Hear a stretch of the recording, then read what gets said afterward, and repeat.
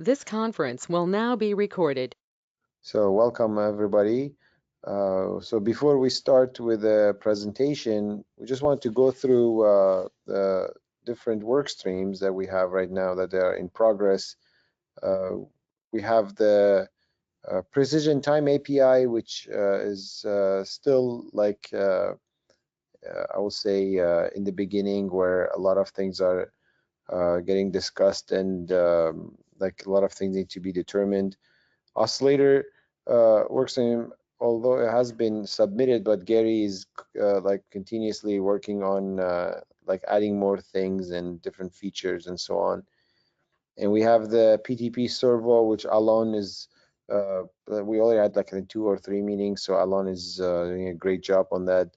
And looking forward basically for like some new servos to play with soon.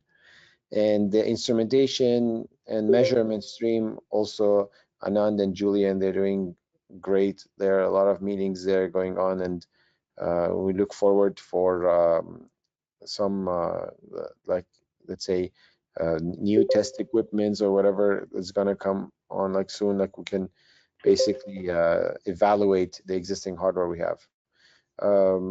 Before we move to the presentation, any of the team leads for the work streams, do you guys want to add anything? Julian, Anand, nothing? I'm good. Yeah. Gary, anything? Alon, Georgi, anyone I missed? Okay, if all clear, let's go Ahmed, with, yes. On my side, I have, hi, this is Elad, and I'm with the OCP TAP, in case you haven't seen me for a while. One announcement is that on June 2nd, and TAP will be hosting a 3-hour full of sessions.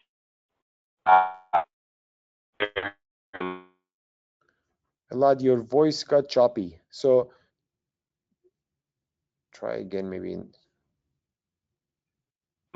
Full of sessions, we call it technical updates, where we will get to present and also we are partners, share more on even further newer concepts and technologies.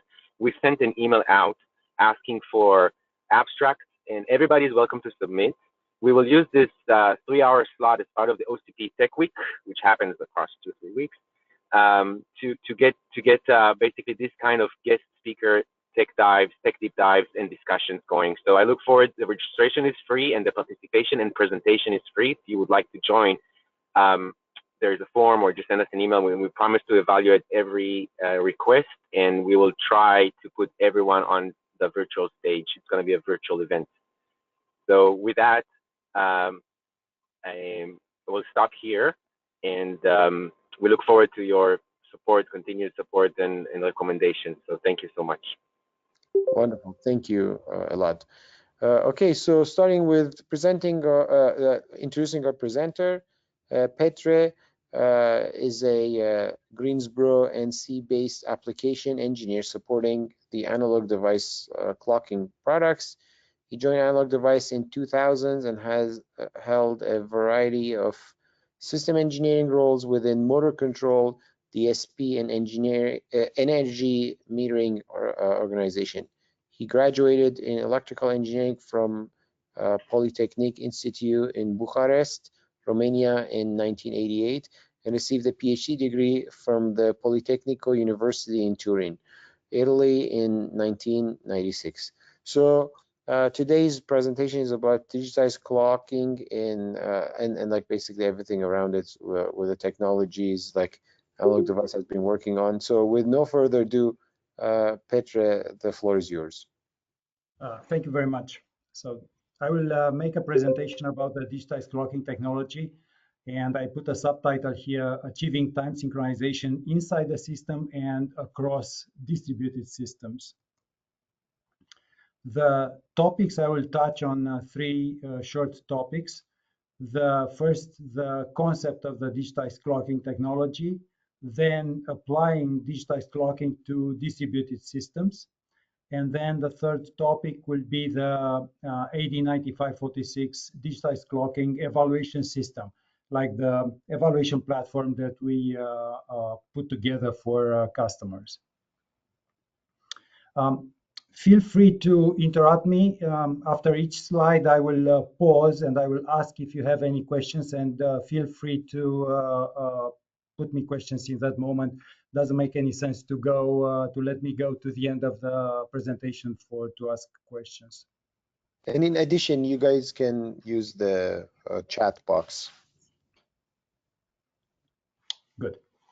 So what is the digitized clocking technology? Now let me do this.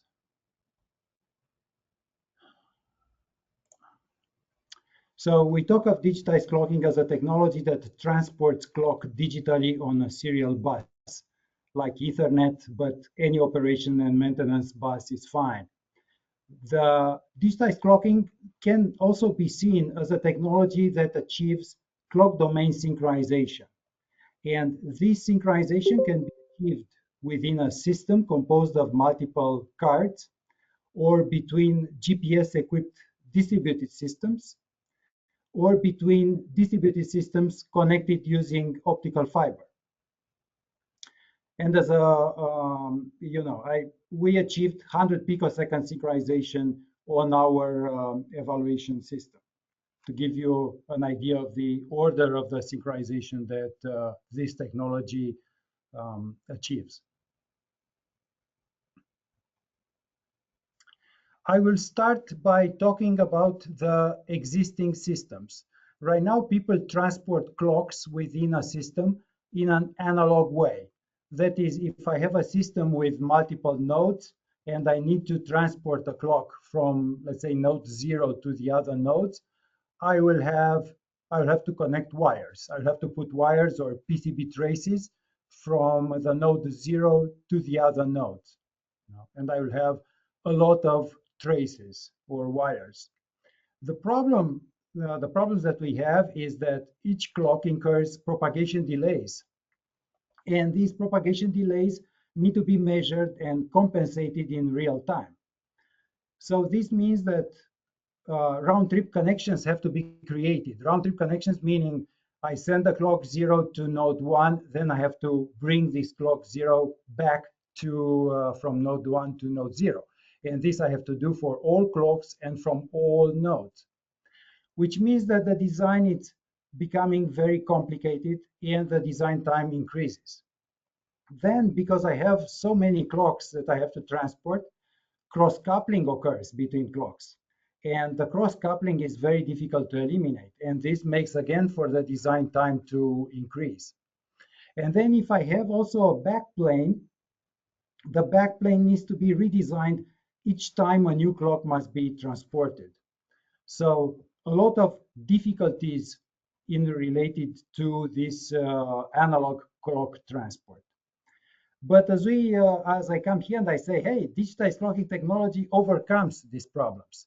Let's see in how. For the beginning, assume that you have all a certain number of nodes, but key assumption, assume that all nodes share the same time base, in the sense that each node has a time base, then it's identical everywhere. What does it mean? It means, what does it allow me? It allows me to have a reference clock, and I can come at node 0. I can timestamp that reference clock. I can reference it to the time base, and I can send it away to the other nodes using a serial bus. And the other nodes will receive this timestamp that we call it right now time code, because it's based on the shared time base.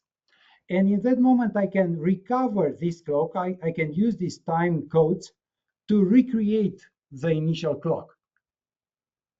And this is how I can recover the clock. And to transmit the time code, any control or communications bus in the system can be used. But the absolute key point, again, all nodes share the same time base. Any question until now? Okay. So right now, clearly, we need to explain how this shared time base is realized. Imagine that you have a clock source in the system, and this clock source sends an analog clock to the other nodes. We call this clock common clock, and any node can be a common clock source.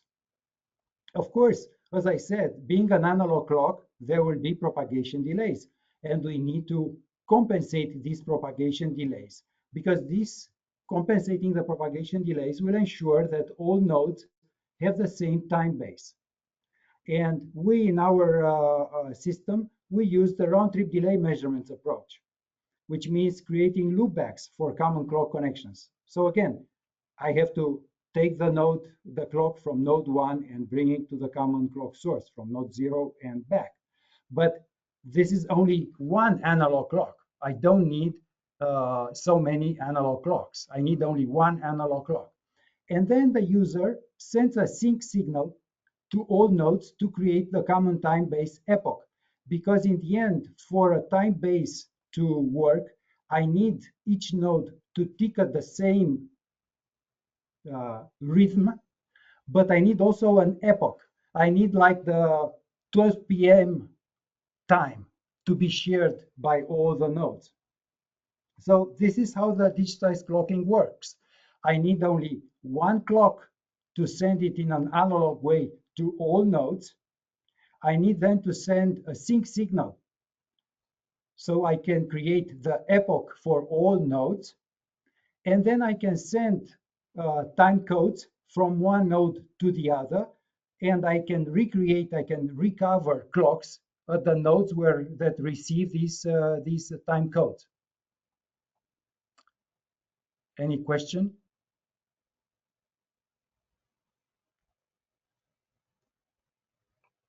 So one question. Yes, please.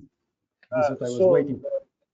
Going back to the, so like when you basically share this time base, does that mean every one of these nodes, they have an oscillator and they're trying to sync with, or like trying to comprehend this part of it? Like,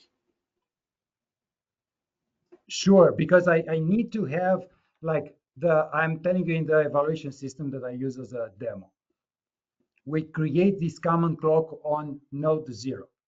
I'm sending this common clock here to node 1, and node 1 receives that common clock and uses it internally as a time base to recover the clocks, because when I use it here to timestamp and I send it away through a serial bus here, that timestamp received here at node 1 must be put as a reference to a digital PLL to recreate the clock. so this is the synchronization that is going through, and synchronization, I'm assuming, right? It is a synchronization means only frequency. You need not only frequency, but you need the epoch, which means that you have to synchronize them. Yeah. So both the synchronization and synchronization is what is getting propagated. Yes, through this common clock and then the sync signal. Yes. And then I send on the serial bus, I send this time code. This is all about this technology. Okay. The big advantages of this technology is that clocks are distributed digitally from a source to endpoints over a digital bus. And this means that the frequency and phase of the recovered clock is very precise because I sent something digitally. The number of clocks transmitted are limited only by the digital bus bandwidth. The technology uses only one analog clock that we refer to as a common clock. Phase delay errors are easily corrected digitally because when I recover the clock there, I can introduce in the DPLL phase delay. I can change the frequency if I want. There are no cross-coupling risks to the other clock domains in the system because I have only one analog clock that I transport. And this eliminates all these risk mitigating strategies around this cross-coupling effect. The technology can be implemented using existing backplane designs, and this reduces the analog clocking design time. Now, because in the end, I have to find on that backplane only traces to transport only one analog clock and round trip trace. The rests are not necessary anymore. The system upgrades are backward compatible. And as I said, in the demo system, we achieved 100 picosecond synchronization. And this technology has been originally developed for 5G systems. And it was a technology, or it is a technology that is ideally suited to meet synchronization requirements for the 1588 boundary clocks for this standard 8253.2 subclass C, which requires an 8 nanoseconds of synchronization, at the very big system level, at radio level, and or subclass D, which requires only a synchronization of 4 nanoseconds.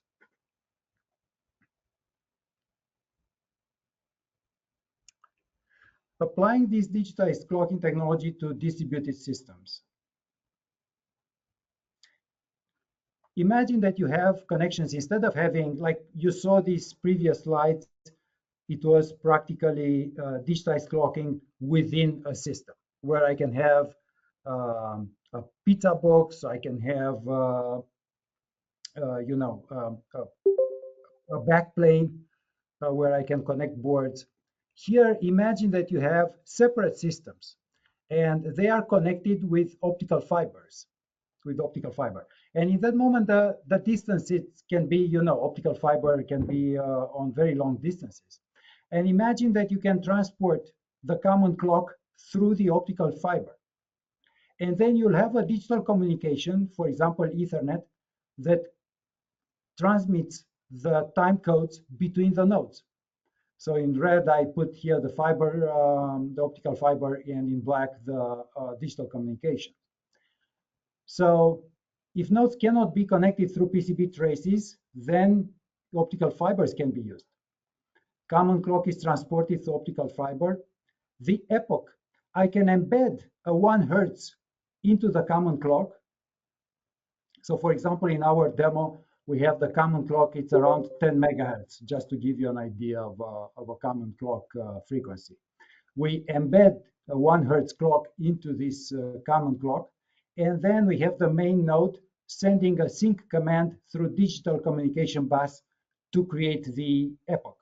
So I'm sending this sync signal, and when the next 1 Hertz pulse comes, in that moment, the system knows to synchronize itself from the time-based perspective. And then I can send the time codes transported through digital communication bus between the nodes. So this would be an idea how to accomplish or how to implement the digitized clocking technology using optical fiber.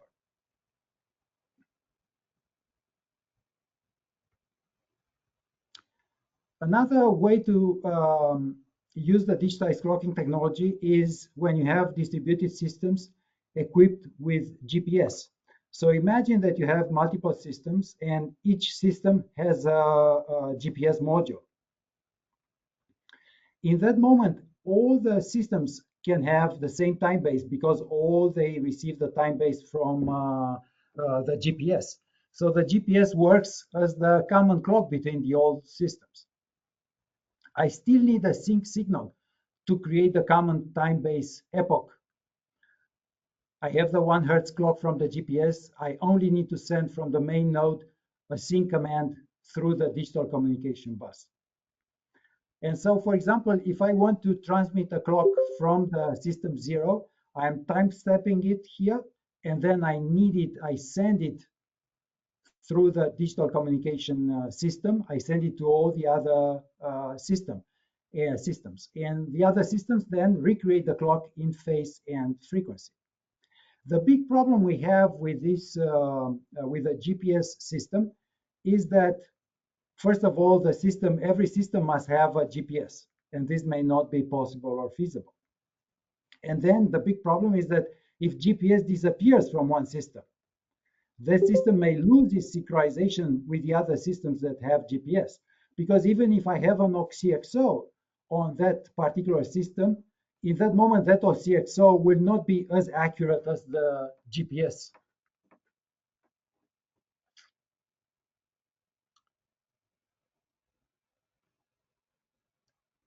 I will present right now the digitized clocking evaluation system.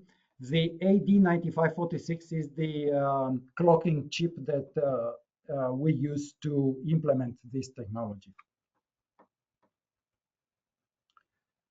So this is a platform to evaluate the technology. It simulates a typical multi-line card network switch router from the clock transportation perspective. Both the frequency and phase of the reference clock are transported over a single digital bus. It uses up to 6 evaluation boards. 2 are considered the main nodes and are called timing cards. We call them timing cards because it's like, you know, we first promoted this technology to 5G people.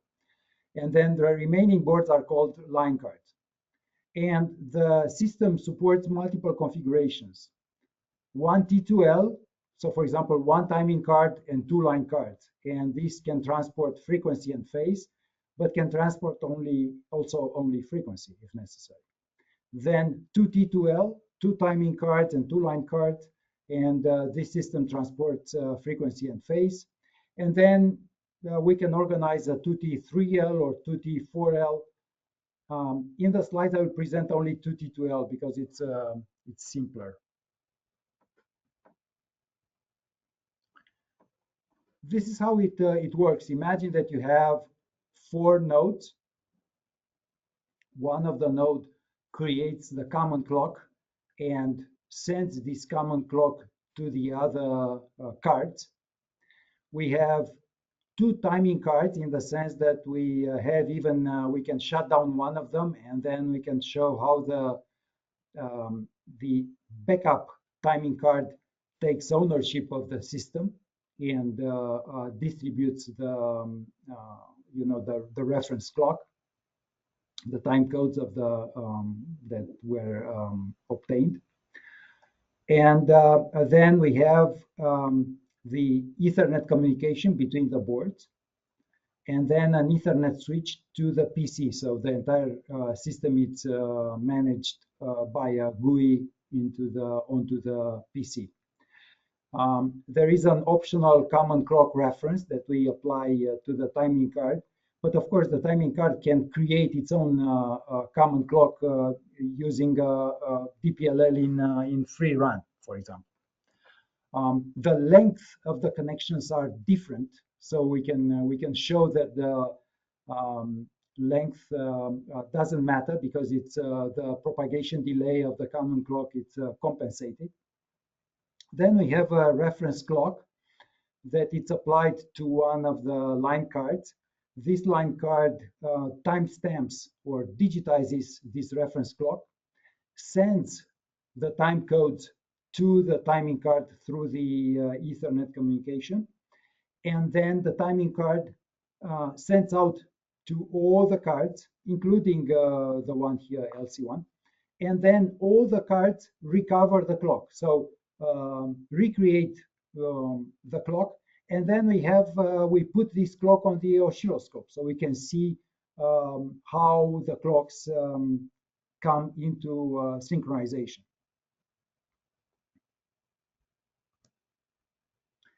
This is what a card is composed by an AD9546 evaluation board, this blue board, and then a Raspberry Pi 3 Model B Plus card here that contains the microcontroller that manages the AD9546, which is here, and then the Ethernet communication. But of course, again, we used here Ethernet, but in a system, any operations and maintenance bus can be certainly used. And between the microcontroller here and the 9546, we use SPI to communicate. These are the results. You can see here the reference clock. Here we digitized and recovered the 10 megahertz clock. This is the reference clock, and these are the recovered 3 out of the 4 recovered clocks from the TC1, from the line card 0, and from the line card 1. And you can see here the time base was 1 nanosecond of the oscilloscope. And you can see that they are perfectly symmetrical or synchronized, not symmetrical, synchronized. And this would be it. I have only one backup slide to show you the connections between when it is a 1T2L. So we have the green connections, one that it's the direct connection, and the dotted line is the loop back connection. Then we have another connection here for the common clock, and the pink dotted line is the round trip connection from the timing card 0. And then, optional signal generator for the common clock.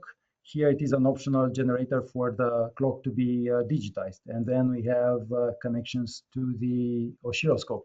And of course, all these connections to the oscilloscope must have the same length, so we don't introduce ourselves delays, propagation delays, etc.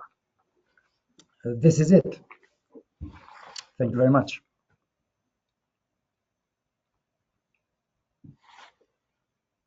Thank you, Petre. So let's open the floor for questions. Thank you.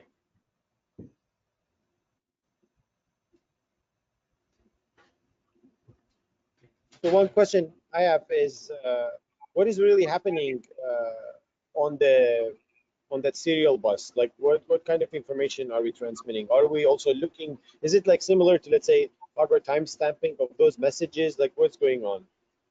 Yeah, it's a timestamp that has 80 bits, and we transport it, and there are also status bits that are read back, because if you have to maintain a certain rhythm for these time codes.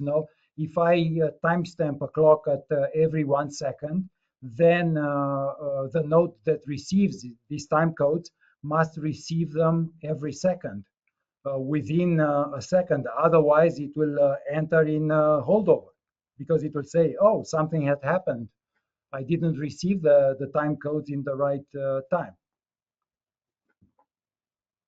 Then this is what is going on the ask a question.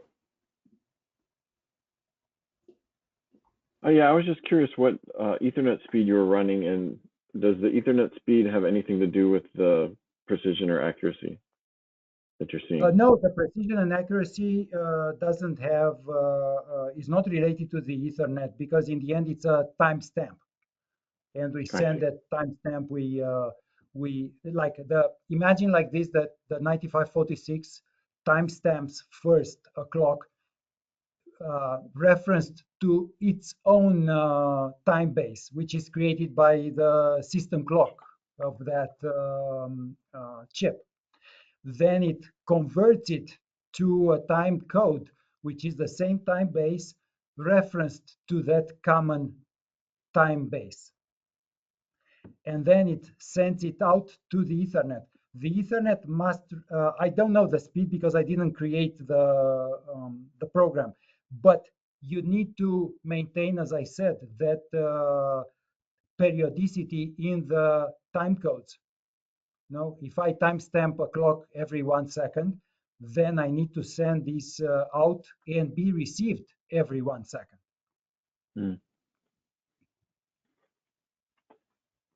Okay, thank you. Any other question? Can I ask a very basic question? Yeah, but Please. I was a little confused about the common clock, and is it transferring the frequency or is it transferring the epoch? No, it's transferring the frequency, and we embed the 1 hertz onto the common clock. So the key point of the epoch is that you need two components to realize an epoch. You need first something that will tell the receiving node that, hey, this moment you need to interpret it as at a certain clock. Now, like 12 p.m. I want to tell to a node, hey, right now, this time in this particular moment, it is 12 p.m. But if I send it only digitally, this sync signal, I need to relate it to a particular tick in the clock of that node. So in that moment, I will send a 1 hertz clock embedded in the common clock, which in our case, for example, the common clock was 10 megahertz. I can embed the 1 hertz. And so I can tell that node that, hey, the next 1 hertz pulse that you will receive, you should interpret it as a 12 p.m. clock. Okay, so it is basically 10 megahertz with a 1 PPS type of modulation. Is that correct? Yes, yes. Okay, Yes. thank But you. for example, on GPS systems, I don't need that common clock. I have already a 1 hertz signal here. So I can only send a digital sync command to say, hey, the next second that you receive, interpret it as 12 p.m. So like in this picture, the GPS provides 10 megahertz and 1 PPS. And do you take those two lines into system one, for example? No, the GPS does not need to, doesn't transmit the 10 megahertz anymore. You have the pulse coming that is giving you already the common clock. That 1 PPS, it's already a common clock. It doesn't need to be 10 megahertz. It can be even 1 hertz. Okay, so the common clock that you are referring to is actually the 1 PPS, and you don't need 10 megahertz in the system to share.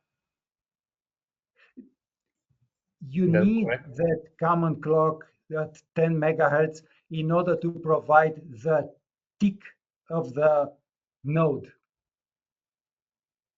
Like in the end, I need to have a time base in that moment. I understand where you are going. If I say here that I don't have a 10 megahertz, why should I transmit a 10 megahertz? Basically. Yeah. And you are right. In the end, this is, yes, it is a mistake. I need a 10 megahertz also from the GPS. Okay, I got it then. Thank you. Yes, yes. I'm sorry for that. I mean, elaborating on that, you can get the, let's say, the 1 PPS from the GPS, and then let's say discipline your local 10 megahertz. So then you don't need to go through the network. Is that right? Yes, I can create a 10 megahertz based on the 1 PPS from a DPLL. Yeah. Any more questions? Yes, please.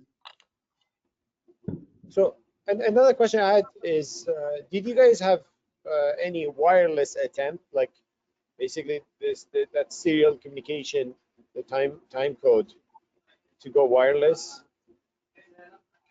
Well, we have, it is going on, and I cannot share right now because I don't have meaningful data on it.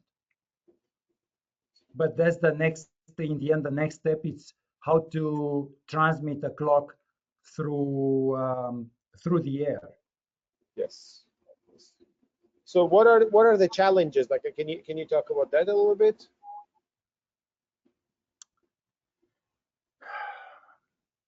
I have difficulties finding people that can help me transmit clock through the air. If someone wants to help me from this community, I am willing to work with him.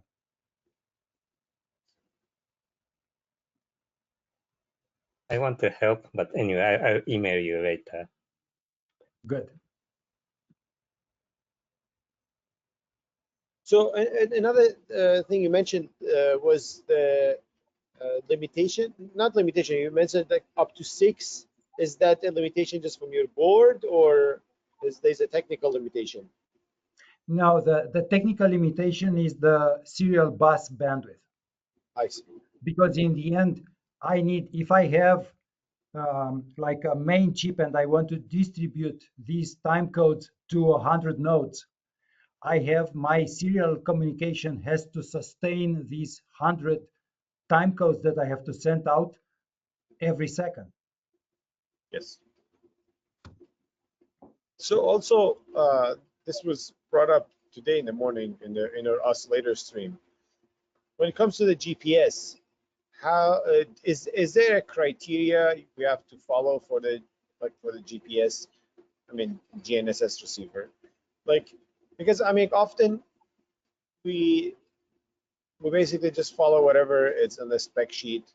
This is your 1 PPS, go ahead, and then you have different vendors and each one claims it's better than the other one.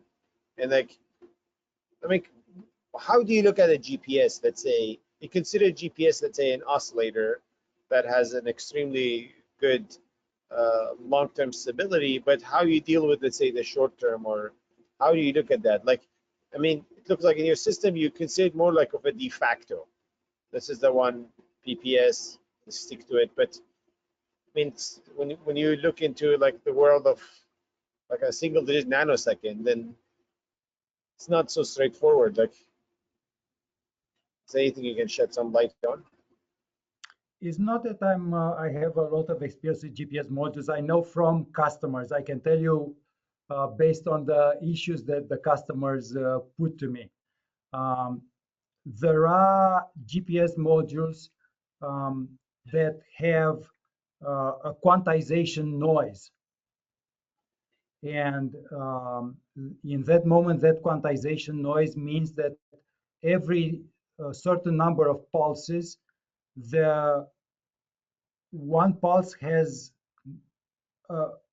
it's not perfectly 1 hertz, if you want. No, it's not, the pulses do not come at perfectly 1 second or something. So in that moment, people come to me and say, hey, the output of your, when we lock a DPLL onto a GPS clock, the output varies. And this is because they trigger on the GPS signal. So they don't know how that GPS signal moves in time. They only look at the output of the DPLL, and the DPLL tries to follow that GPS, the GPS pulse. This I know about, the only issues that I know about the GPS modules, that some of them have this quantization noise, but they offer the possibility to compensate. They will tell you every single pulse that they generate, they will tell you what is the error of that pulse. So I mean, like in your systems, like you can, I mean, that's how you're receiving that. You take the GPS, you feed it to a DPLL, and then from there on, you have like your first line of, let's say, filtering, and you go forward with it. Is that right? Is what I'm reading right from what your comment is? Usually, right now, we are not anymore in the digitized clocking domain. We are in the GPS control domain. I see. I see.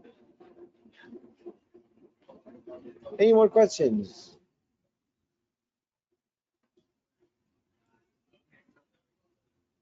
So one more question. If I want to have a like verification between these nodes, like, you know, like you were doing it with the oscilloscope. Yes. The communication, you have a common bus, right? Is there like a way that I can basically do the verification between nodes? Verification in what sense? In the sense that that my, clock was recreated correctly. yes, like I recovered the clock on all these nodes, and rather than, let's say, a decentralized way to Yes. verify, is that possible? I mean, is there a fundamental difference between those timing cards and the line cards, or or they can just switch roles and now they can go ad hoc check between each other. Let's say in case of, let's say the timing card is out. Yes, you can have any system can then timestamp a clock and send out the time codes to the other system. As a verification, I suppose that you can take a recovered clock and timestamp it. You can then send back to the main node that timestamp, and that node will recover that node and will compare the timestamps between the reference clock and this clock that came back through timecode. I don't know if I was like if I'm here. Yes. Let me do this. Let's say that I have a reference clock here, and then I can recreate it, and I recreated at node 1. And you want to say, hey, I want to make sure that this recreated clock is a reflection, a perfect reflection of my reference clock. Yes. You can bring this reference clock back as an input, because in our case, for example, the 9546 cannot timestamp an output clock, can timestamp an input clock. So you can take this recovered clock, bring it back as to an input here, and this node 1 can timestamp that clock. And then it can send back the timestamp to this node 0. And this node 0 can compare the timestamp received here to its own timestamp of this reference clock. You mentioned, I think somewhere you said transparent clock, right? Is that, you misread that? I may have my bad pronunciation in that moment. Recovered or timestamp. I'm using a lot of timestamp. Yeah. So going back to, let's say, the timestamp. Yes. You mentioned like the resolution yet or not? Like, is it? Oh, imagine that you are on 80 bits. It's an enormous resolution. Okay, We so are it's that 80 bits. So it's similar to the GPTP, right? Where you have 32 bits, I think, sub-second, or it's like 80 bits. Like, where is the floating point starting from? It's much less than. It depends on you. It depends on what time base you have. I see. But So you it's like I can follow up after that. I can send you a picture of the 80 bits, and you can see that it's a sub picosecond. I see. And also, At least the resolution. the audience, like, did you share your contact information by any chance? Like, you have a slide or something, we go there, so we have a lot of yes, interest. let me, I can, Who wants to reach out to you? can put here my name. And this is my,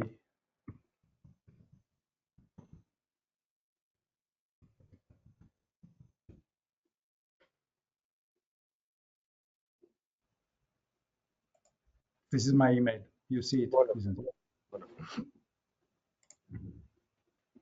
And I think I asked this already from you, just ask again, like, there is no product yet that can go, let's say, on PCIe bus, right?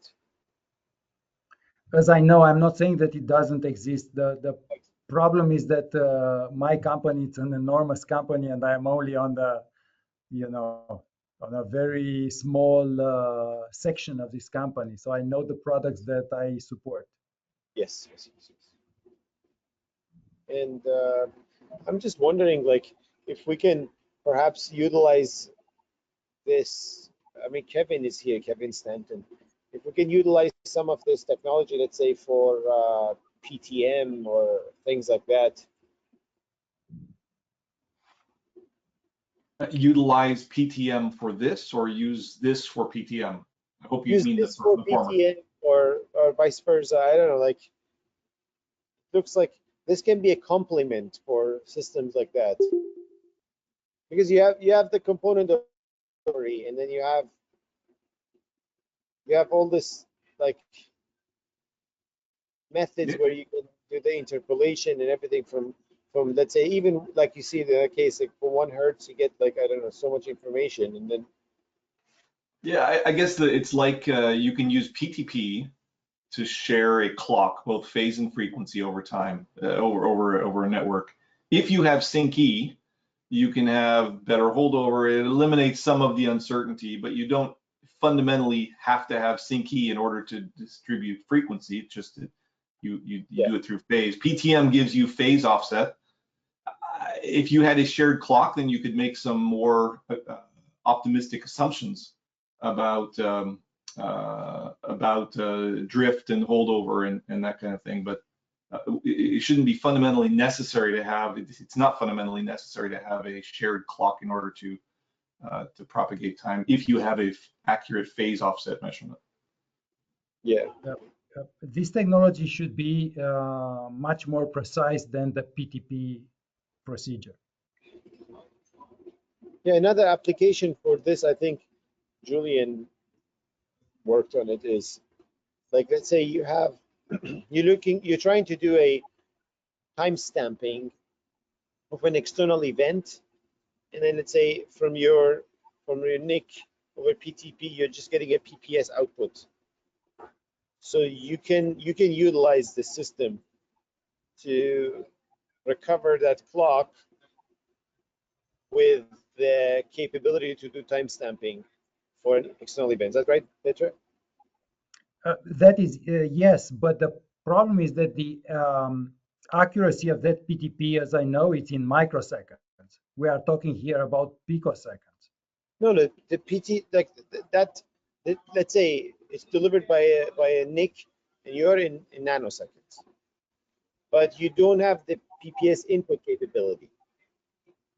You have only PPS output, which Yes, it's something common. that should Now, should work then.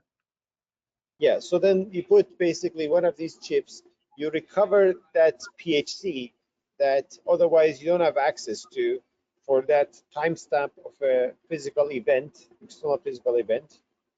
Then you have like all the capability here, and then you can feed it back with the whatever data port you have, like, I don't know, the serial or whatever you have, like you were showing, like let's say in case of the Raspberry Pi, you have those Yep. 40 pins that are connected, SPI or whatever. I think it's SPI. Right. I think. It's a SPI between our chip and that Raspberry Pi. And then for that time stamper, like what's the size of, is there a stack, or like you get one and you have to basically transport it and you have to clear a buffer again, you get the next one? Is it like that, or there's more? Like, is there a No, maximum? it's a FIFO. It's It's a a five. FIFO, and this chip has, I believe, 9 time stampers. And Oh, so wow. you get an interrupt when the timestamps are there, when the FIFO is not empty. And you come and you read it, and this is how you get the timestamp. Well, that's great. So what's the size of the FIFO? I don't know. Let me do this. Let me open the data sheet.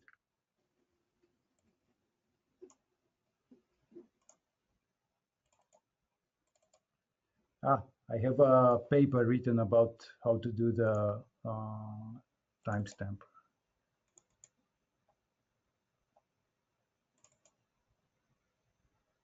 You see, I have a paper about reading back the FIFO. Nice. So the FIFO,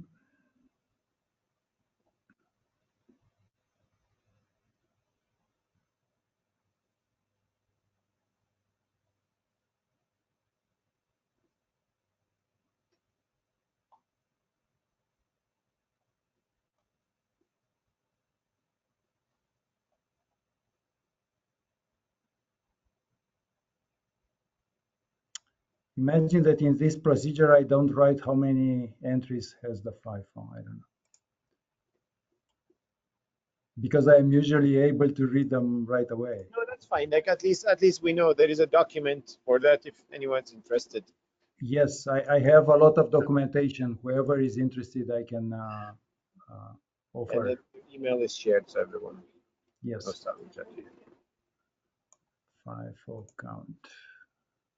Read back 5.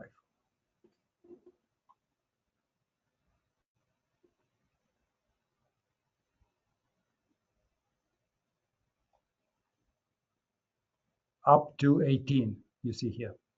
Yeah. Okay. Yeah. So that limits like how often you can hit. But I mean, for this case of let's say 1 PPS, it definitely works with no problem. Yeah. Oh yeah, oh yeah. I did it with a Python code from my PC, so it's not. Yeah. Yeah. Okay. Anyone else? Any question? So yeah, if nothing, we can thank Peter. Was that a question? Yeah, of course. The recording will be always available on the wiki. So in 2 weeks we'll have, I think, Dan. Dan, do we have a title yet for your talk? We'll discuss it on Friday, but yes, Okay. there should be a title. No sneak peek. Yep. Okay, great. So then we can give you back 8 minutes, I'll say, for today. Thank you, everyone. Thank you, Petre. Thank you to all for spending the time with me here. Thank you. Okay, bye, everyone. Thanks, everyone. Thank you.